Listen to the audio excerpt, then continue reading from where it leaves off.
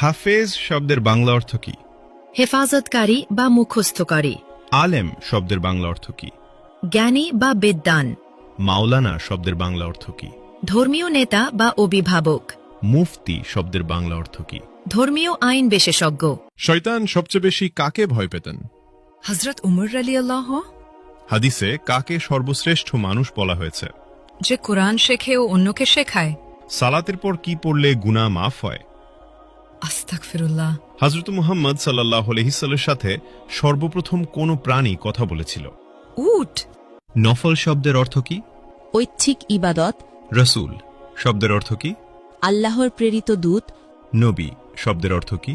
ওহীপ্রাপ্ত বার্তাবাহক। হালাল শব্দের অর্থ কি? বৈধ বা অনুমোদিত। হারাম শব্দের অর্থ কি? নিষিদ্ধ কাজ। স্বামীর নাম ধরে ডাকলে অমঙ্গল হবে। ইসলামে কথাটি বিধান কি? ছোট শিরক। খাবার খাওয়ার সময় সালাম দেওয়ার বিধান কি? জায়েজ। স্বামীর পায়ের নিচে স্ত্রীর বেহেশত, এটি কোন ধরনের হাদিস? জাল হাদিস। ইসলামে বিয়েতে উকিল বাপ রাখার বিধান কি? হারাম। হজরত শব্দের অর্থ কি? মহামান্য, সম্মানিত। মোহাম্মদ শব্দের অর্থ কি? প্রশংসনীয়। কিয়ামত শব্দের অর্থ কি? মহাবিচারের দিন। জন্ম শব্দের অর্থ কি? আগমন। মৃত্যু শব্দের অর্থ কি? সমাধি। জিন কিসের তৈরি? ধোয়াবিহীন আগুন। মানুষ কিসের তৈরি? মাটির। ফেরেশতাগণ কিসের তৈরি? নূর। পশু পাখি কিসের তৈরি? পানি ও মাটি। শয়তান কিসের তৈরি? ধোয়াবিহীন আগুন। মিকাইলের দায়িত্ব কি? রিজিক ও বৃষ্টি। ইসরাফিলের দায়িত্ব কি?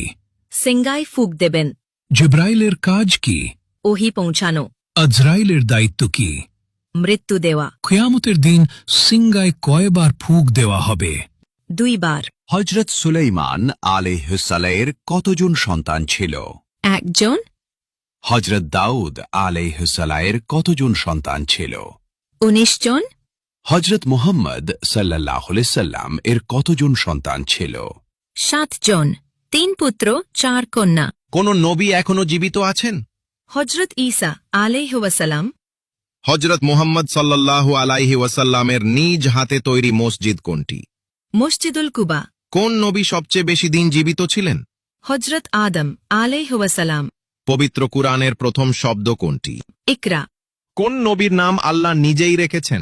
হযরত ঈসা আলাইহি ওয়াসাল্লাম। হজরত মুহাম্মদ সাল্লাল্লাহু আলাইহি ওয়াসাল্লামের জন্ম কত খ্রিস্টাব্দে? 570 খ্রিস্টাব্দে। হজরত মুহাম্মদ সাল্লাল্লাহু আলাইহি ওয়াসাল্লামের জন্মস্থান কোথায়? মক্কা নগরীতে। হজরত মুহাম্মদ সাল্লাল্লাহু আলাইহি ওয়াসাল্লাম কোন বংশের জন্মগ্রহণ করেন? কুরাইশ বংশে। হজরত মুহাম্মদ সাল্লাল্লাহু আলাইহি ওয়াসাল্লামের মৃত্যু হয় কত খ্রিস্টাব্দে? 632 খ্রিস্টাব্দে।